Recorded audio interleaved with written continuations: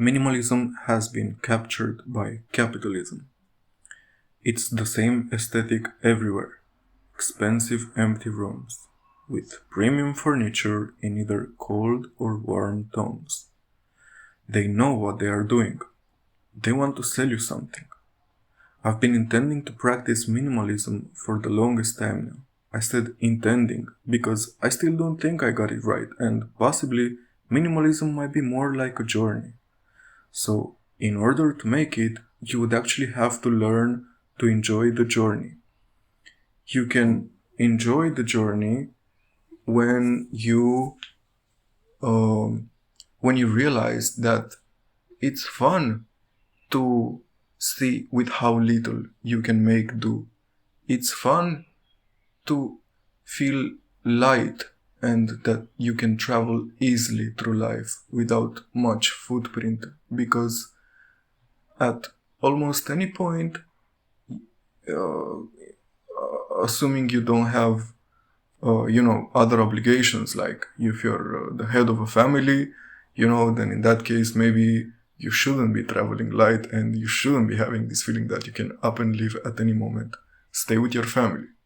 But on the other hand, if you are out here, being like a person without many obligations, you can exercise that freedom and you can put most, if not all of your belongings in a backpack and maybe a suitcase and just go.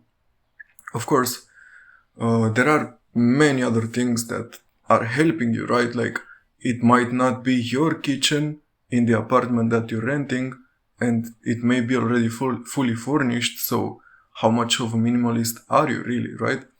But I think it's a bit different, because those are not your possessions. They belong to the apartment that you're renting. They belong to the landlord.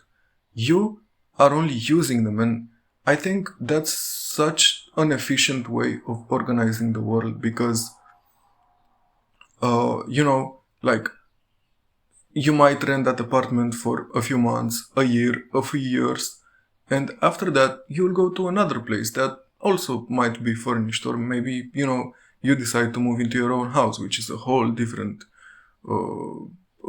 set of challenges that you have to go through. But in this case, you have this opportunity of using things, and I think this is so efficient, because those things only have to be built once. You build them and then they are in that apartment until they break or until they rust.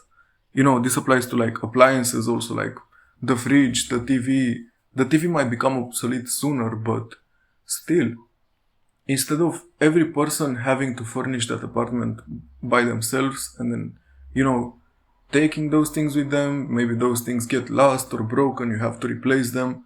In that way, you can simply just go to another place. Like, you can have your own core possessions, like your electronics, which are very important to have your accounts on them, your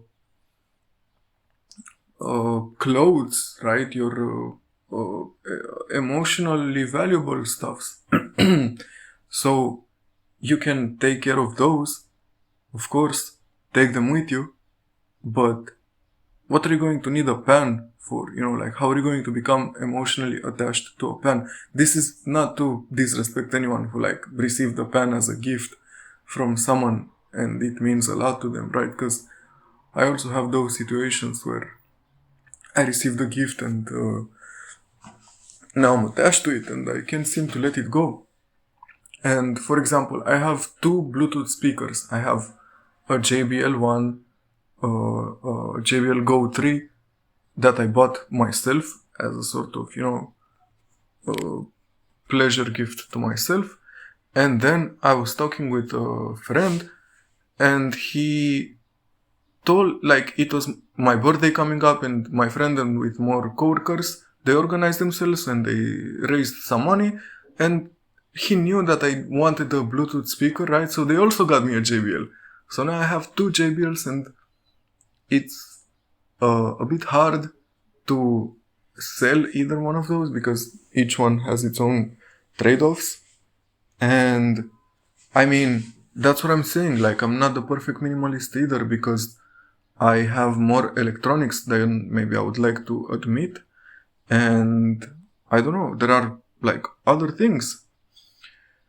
I have two Casio watches, so maybe this minimalism thing might not necessarily be about how few possessions you have, but I mean, it literally kind of is about how little possessions you have. But maybe at this point, for me, I'm more minimalist than like 85% of the population because I only have like some clothes, some possessions. One interesting thing though is that the accumulation process is very real. The more time has passed, the more I have wanted to acquire. And the more I acquire, the more I have to carry with me now wherever I go. And, you know, that's a situation. And I'm going to try to find a solution for that because, well, the minimalists that I see on YouTube seem to have less than me.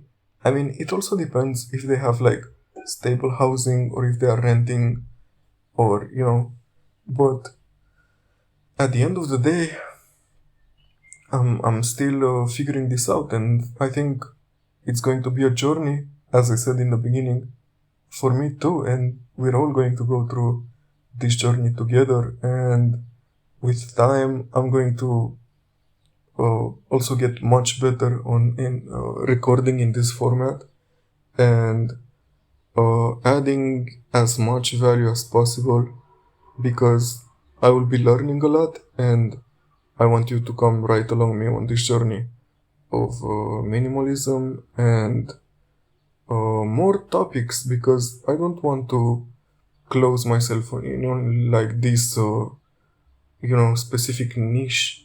It's important to have a niche, but at the same time I would like to be talking about wellness, health, wealth, money, work.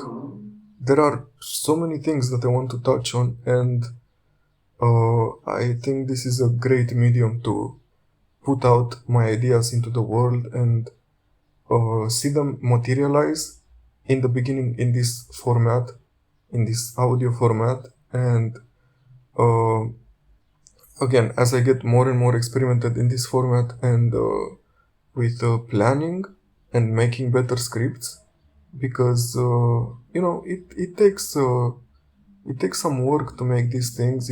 I really thought initially that I could just turn on my mic and record, and I'm doing that right now, but the first part, you can see that it was much more high quality because I wrote it first and I was reading with good intonation and, with good cadence, and that was like the first 30 seconds or the first minute of this recording, and now I'm freestyling and you can see that I'm bouncing from idea to idea, but at least I am here, I am doing the work, and I thank you from the bottom of my heart for listening to this and hope to hear soon from you in the next one.